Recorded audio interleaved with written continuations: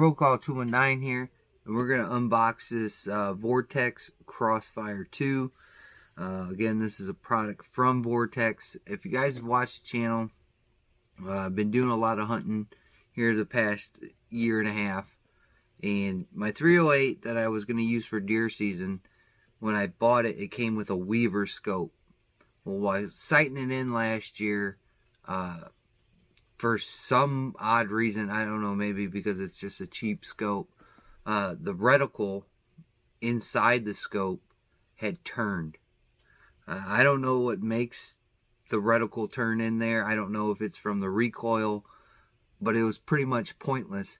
And it was like 3 or 4 days before deer season, and I didn't get paid until the previous week, and then bills came up, and I just ended up hunting with a shotgun instead of my 308.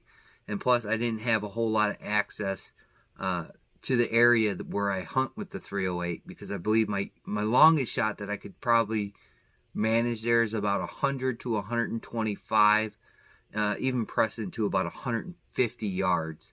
Anything farther than that, I'm not too comfortable shooting at that distance.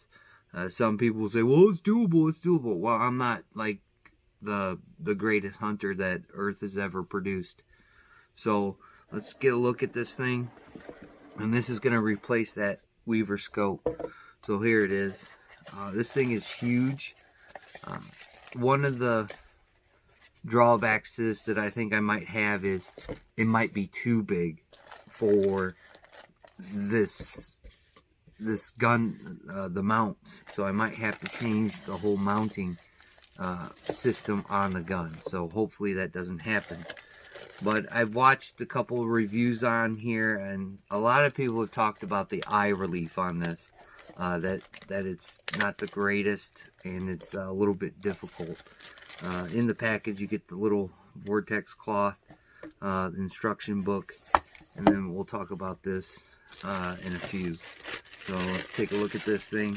I paid about, I got this for my work. I paid about, it was $219, but I got it for a little bit less. I think I got it for about $210. So I got a couple bucks off. Here, we'll just put that down there for now. Hopefully this is on camera. Take off this lens real quick, and then we'll, all right. So here it is. So, and I just got done watching the mounting procedure that Midnight Range TM did, and I'm going to try and utilize that kind of information. I've never mounted a scope like this. Again, the Weaver scope came already mounted to the firearm, so all you really had to do was dial that scope in. But here it is. As you can see, it looks a tad bit complicated. People call this an entry-level scope, and I just told you I've been messing around with Weaver products. So if this is entry-level, then the Weaver scope is probably for children. So here it is. It's pretty cool. It goes all the way up to about 18 on there. I don't know if you can see that. Let me see if I can see that. Yeah, it goes up to about 18. So again, hopefully it's not too big for my 308. I don't think it will be, but the way it's a Savage Axis 2. And when I had bought, I bought a Nikon scope for it for my neighbor a while back. And when I tried to mount that scope to that gun, the scope didn't fit it. Where the front part of the scope would go, it would hit the rail, and and I couldn't get enough position on it for the eye relief. So I ended up giving it back to him, and he needed it anyway, because he goes hunting out of state. So he needed another scope, and I told him I can't use it anyway. So I just got my money back for it. This other piece, this is for the sun. I guess you screw this, from what I gathered on the interwebs, I guess you screw this part into the front of the scope like so, like this, and this will keep the sun from glaring. And again, this thing is huge, man. So again, I don't know how often I'll use that. Usually when we see deer where I hunt, they're out there in the morning, and it's right before sunrise. So I might not use this a whole lot. Maybe if I don't catch a deer coming into the area, and I do an afternoon hunt, this will come in hand. But this thing is pretty massive. There you go, if you can see it, it's pretty massive. So I'll have to do the tricks that Midnight did for his mounting procedures. But this thing, I think it might come in handy. I'm hoping it fits. I haven't tried it on my 308 yet.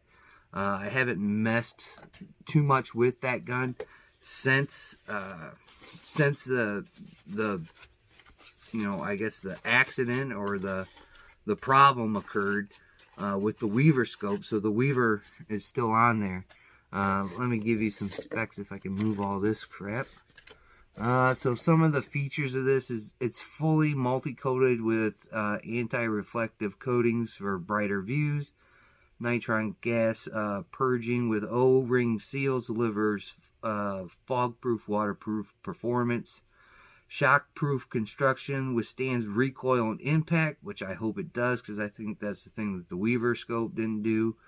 Single-piece aircraft-grade aluminum alloy construction. This is a 1-inch diameter main tube with hard anodized matte finish. This will give long eye relief with forgiving eye box, fast focus eyepiece, finger adjustable zero reset turrets, MOA turrets / reticles, and 3x zoom range. So this is a pretty healthy scope from what I watched on the interwebs. I'm gonna have to go through the book and read it, because again, all I had on my other one, I didn't have all this stuff up here at the top for yardage. I didn't have this on my other scope. Call me a novice, that's fine, but I think this might work out well. I honestly do. Again, I'm gonna have to watch that video that Midnight did and try and pick up a little bit of the tricks that he did to mount his scope to his rifle, and I probably will do something hopefully in a similar fashion to get this ready for deer season this fall. We all know the problem right now is ammunition. I went to Bass Pro Shop yesterday to pick up some other stuff, and lo and behold, there was no 308 on the shelf for some odd reason. I don't know why, but there was no 308. There was a lot of 30-06, 243, 270, 4570, things of that nature, but no 308. And of course, no handgun ammunition, but some of the streak ammunition stuff, the tracer rounds. So I only have a limited amount of 308. I don't shoot it often. I only use it for hunting. I don't have any kind of defensive rifles that shoot 308. So I don't so much buy it as often unless it's the season to hunt. So hopefully that stuff will come back into stock, and then I can start to dial this thing in after I get it set up. Again, this is the Crossfire II from Vortex rifle scope. Hopefully it's going to serve me well for a lot of years. I've always been thinking for the past year and a half, to maybe drop down to like something like a 243. But I'm going to give the 308 rifle that I bought another shot. And if I'm still not that comfortable with that gun, I'm probably going to just sell it off or trade it in, and then move to something I can be a little bit more comfortable with. So we'll give it a shot this coming up season, and hopefully this scope will do me justice here, and I can bag at least one deer out of the bundle that I get every year. So there it is. I'll have to read some more specs on this thing. I don't know a ton about scopes and all that jazz. So there it is. This is the Vortex Crossfire II. There's a lot of information on the internet about these things if you're interested. Me, I haven't shot with it, so I have limited knowledge of this particular product. So with that being said, I'd like to thank my old and my new subscribers and just the people that zip through. Greatly appreciate it. Like, comment, subscribe, share your favorite gun content.